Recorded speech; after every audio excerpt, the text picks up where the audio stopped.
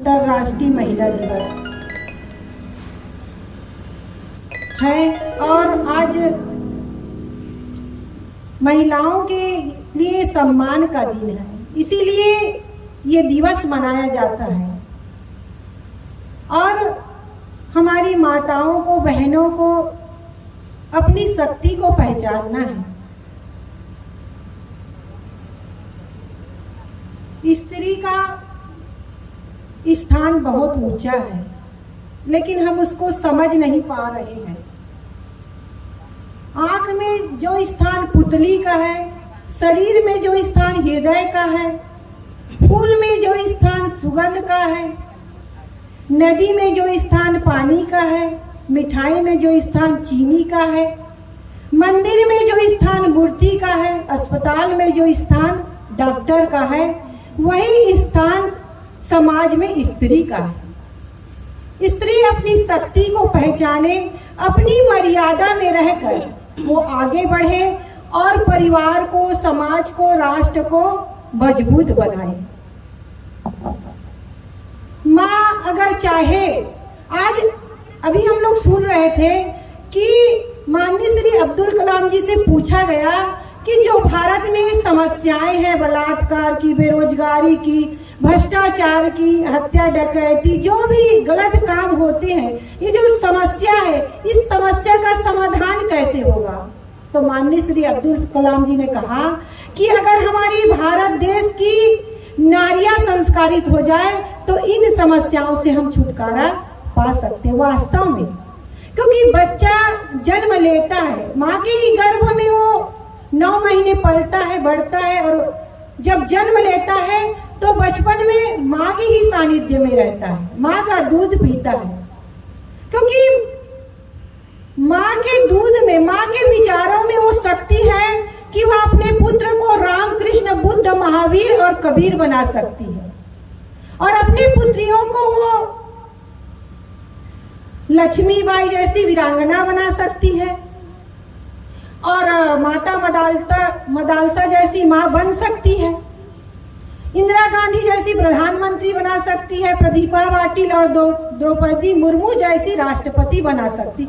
उसके विचारों में वो शक्ति है, और चाहे तो रावण, कंस, दुर्योधन और मंथरा और कैकेयी भी बना सकती। आप जिस दौर मोड़ना चाहती उस ओर मोड़ सकती। इसके लिए क्या करना होगा? पहले आपको अपने जीवन को संस्कारित करना होगा, वैसे ही जीवन जीना होगा। अगर आप चाहती हैं कि आपका पुत्र श्रवण कुमार बने, तो आप अपने पति को पहले श्रवण कुमार बनाइए, क्योंकि उसको शिक्षा कहाँ से मिलेगी? माँ ब्रह्मा, विष्णु और महेश है। ब्रह्मा की पूजा क्यों करते हैं लोग? क्योंकि उसको सृष्टिकर्ता मानते हैं। और विष्णु की पूजा क्यों करते हैं? क्योंकि उसको पालन करता। और शंकर की पूजा क्यों करते हैं? उसको संहार करता। तो ये तीनों रूप माँ में समाये हुए हैं। माँ ब्रह्मा है, विष्णु है और महेश भी है। माँ बच्चे को जन्म देती है, इसलिए वो ब्रह्मा है। माँ बच्चे का पालन पोषण करती, इसलिए वो विष्णु है। और अच्छे संस्कार देकर संस्कारित करती, इसलिए वो शंकर है।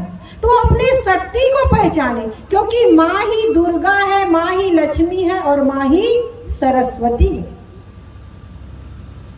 आप दुर्गा बनिए, गलत कामों के लिए नहीं, सही में। आपके घर में अगर कोई गलत काम करता है तो उसको दूर करने के लिए आप दुर्गा का रूप धारण कीजिए। आप अपने बच्चों को संस्कारित करने के लिए, अच्छी शिक्षा देने के लिए सरस्वती का रूप धारण कीजिए, और घर को संपन्न बनाने के लिए आप लक्ष्मी का रूप धारण कर सकती। आप ही घर को मंदिर बना सकती है, आप ही घर को स्वर्ग बना सकती है।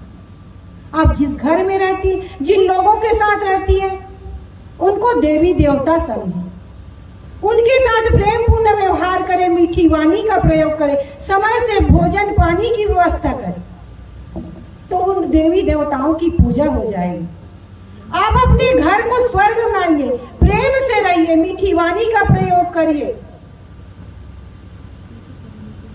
तो आपका घर स्वर्ग बन जाएगा। आप भोजन बनाती हैं तो अच्छा भाव रखिए, यह सोचिए कि मैं देवी देवता के लिए भोजन बना रही हूं, तो वो प्रसाद बन जाएगा।